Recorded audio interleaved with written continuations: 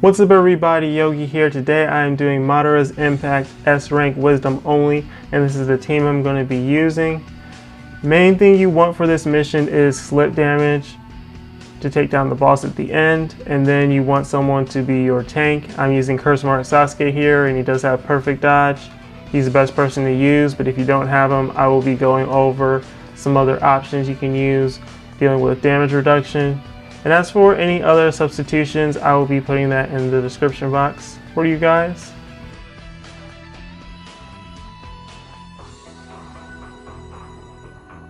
Now for map 1, you're going to have to deal with Obito, Madara, and then a Zetsu. I'm going to go ahead and use Pain's Jutsu to get some damage on everybody starting off. If you get a crit, you might KO the Zetsu, but if you do KO him, you're still fine. You know, you can stall on Obito and Madara respectively. It'll just, take some more time stalling with them using their jutsus here and there. So what I'm going to be doing is using all of my jutsu, going all out, dealing as much damage as I can to Obito and Madara, getting them as low as possible so I can finish them off. And leave that Zetsu down there as much as possible. Once his counter gets to 1, I'm going to move one of my characters down there so that he stays there. You do not want him to get bunched up with the other two and get hit by accident, or keep you from making a play to take out Madara and Obito. So you see they're both kind of low right now. Sasuke getting some strike backs in, and Zetsu just attacked Kabuto, but now he reset back to 5 turns. So there goes Madara, and now I can go ahead and finish off Obito as well. Now I can start stalling, so I'm going to leave both of my Kabuto together to get that field heal going. And I'm going to leave Pain down by the Zetsu. Now I'm not going to be leaving Konohamaru Sasuke out because he does have a chance to strike back, and that can throw off the whole strategy, send you on to the next map by accident if you KO him. So that's why I'm leaving Pain out. When it comes to other suggestions for your tanker, if you don't have Konohamaru Sasuke, Pain has 15% damage reduction as his buddy skill, as well as Kaze Gaara. Gaara also has, wisdom reduction skills in general, so if you do pull multiples of him from Blazing Fest, he is good to use here. And also, one of the best people you can bring is the Madara from this mission, since he has a self-heal, AoE slip damage jutsu, and 20% wisdom reduction. So, several different ways you can go about it. Now I'm just going to keep stalling until I get all of my jutsus ready for the next map.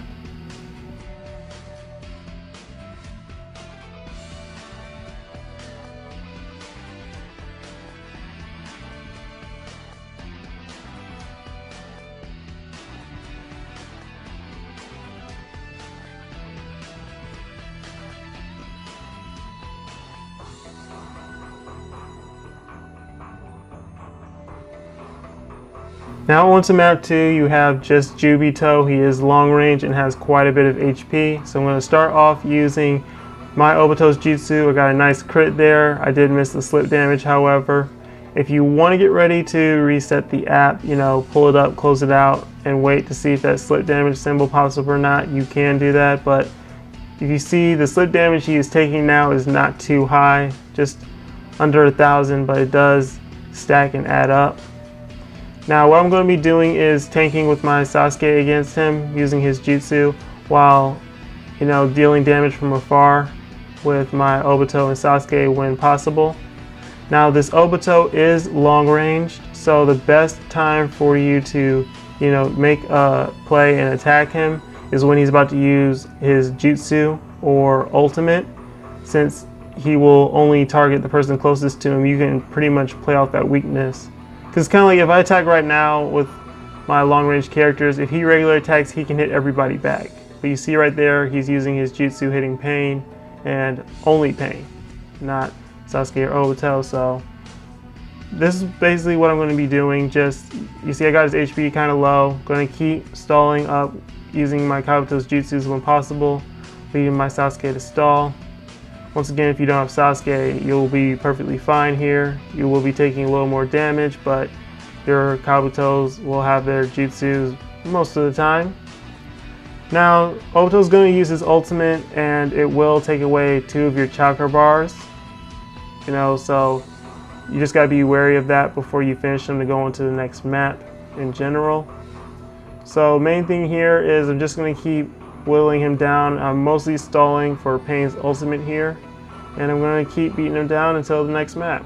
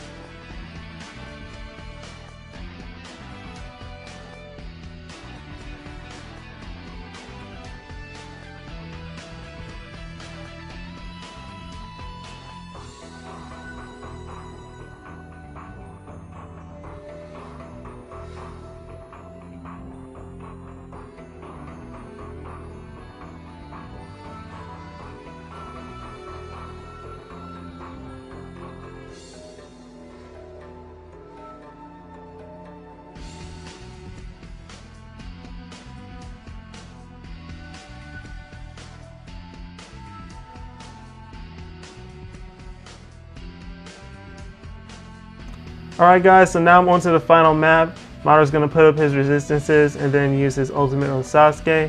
Take note here that he did still have his perfect dodge on, so his ultimate does ignore it. Perfect dodge still works against his regular attacks and jutsu, however. Now when you use Obito's jutsu, got some good damage on him, broke his barrier, and also gave him some slip damage. Now the main thing you want is slip damage. Get ready to restart the app if you miss it, especially with Obito, since it does take a while for his chakra to come back. So I'm going for Sasuke's jutsu here just to leave him away from my other characters so no one else gets hit. You see he actually does dodge that jutsu. Now I'm going to move both of my Kabutos together so that they get their field heal going to keep my HP up while Sasuke tanks and eats all the hits from Madara. Another cool thing is if you're using Kaze Gaara here, his jutsu does have that high chance of reducing attack, and that will help you out quite a bit since Madara does keep boosting his attack. Now if you see here, the Sasuke I'm using does have all of his abilities. It's not a big deal if you can find one or not, since I am just using him for the slip damage. It definitely helps out a little bit, but not necessary if you can't find one. Now if you see here, I do have Pain's ultimate ready. I can use that right now, get some great damage off on him and still be in a pretty good spot. But the reason I'm not using his ultimate is because you want to let the slip damage run its course. The more HP they have, the more damage they take over time. So if the character has around 70% HP and you hit him with slip damage, see how Madara is taking 5,000 damage per turn? Well, if he was like 10% HP left and you have him with slip damage, he'd be taking maybe 1,000 to 2,000 damage every turn instead of 5,000. So when you're trying to beat a boss with slip damage, it is best to poison them, let the slip damage run its course before using the rest of your ultimates. And using this tactic the right way can be the difference between winning or losing. It happened to me with Jiraiya's Impact before when it first came out. I was able to beat it by using slip damage around the beginning, then using ultimates later versus the other way around. So it is very important that you go about doing it the right way. Also keep in mind that Madara's ultimate does reach across the whole screen, so do be careful with your position.